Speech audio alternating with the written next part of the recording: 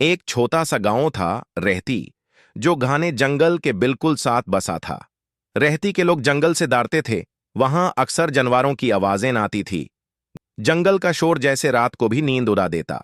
इस गांव में रहता था जायान, सिर्फ 10 साल का, लेकिन दिल से बहुत बड़ा। उसका घर झोपड़ी जैसा था। माँ रानी चाय बनाती थी गांव के चौक में, और जायान हर रोज सुबह जंगल पार स्कूल जाता था, एक ऊंची पहाड़ी के उस तरफ, जहां कुछ और गांवों के बच्चे भी पढ़ते थे। एक दिन सुबह, जब धुंध ज्यादा थी, जायन अकेला चल पड़ा। जब जायन जंगल के बीच पहुंचा, तो यूज एक करहने की आवाज सुनाई दी। घास के पीछे उसने देखा, एक छोटा सा शेर का बच्चा, जख्मी, तंग से खून बह रहा था। उसकी सांसें तेज थी और आंखों में दार था। जंगल का शोर उस दिन पहली बार चुप हो गया। जायान का दिल तो जैसे टूट गया। क्या तू भी किसी से अलग हो गया छोटे? उसने धीरे से कहा। उसने अपनी शर्ट फाड़ कर स्कूल में सिखाई गई एक्सरसाइज याद करके तंग बंधी। उसने उस गोढ़ में उठाया और जंगल के रास्ते फिर से उल्टा चल पड़ा, अपने गांव रहती की तरफ। मां रानी को कुछ बताए बगैर उसने झोपड़ी के पीछे एक पुरानी पेटी में शेर के बच्चे के लिए जगह बनाई। नाम रखा शेरू।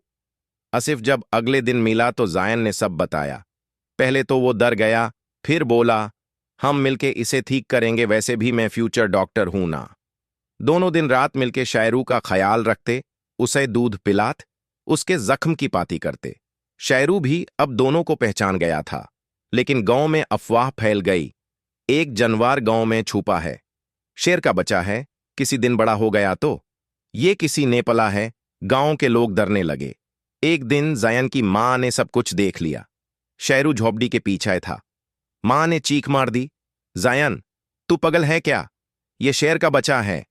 जायन रो पड़ता है, मां, ये भी किसी मां का बच्चा है। जंगल में सबने इसे चोट पहुंचाई। क्या हम इतने भी इंसान नहीं कि एक जख्मी जान को दर्द से निकाल सकें? मां रानी की आंखें भर आई। पहली बार उसने शेरू के पास हाथ लगाया और वो चुप था। डर नहीं था, सिर्फ सुकून। आसिफ ने स्कूल में बताया, टीचर ने रेस्क्यू सेंटर को इन्फॉर्म किया, एक टीम आई। लेकिन अब गांव के कुछ लोग कह रहे थे, जायन ने तो इंसानियत का काम किया है, ऐसे बच्चे को मेडल मिलना चाहिए। हमारे गांव का नाम रोशन कर दिया। शेरू को जेंटली ले जाया गया। जायन के आंसू रुक नहीं रहे थे। शेरू जाते जाते पलट कर देखता है, जैसे कह रहा हो, तेरा एहसान जिंदगी भर रहेगा भाई। 3 हफ्ते बाद जायान और आसिफ जंगल के उसी रास्ते से जा रहे थे। एकदम से उनके सामने कुछ हीला। पेड़ के पीछे से शेरू निकला, पूरा ठीक, मजबूत।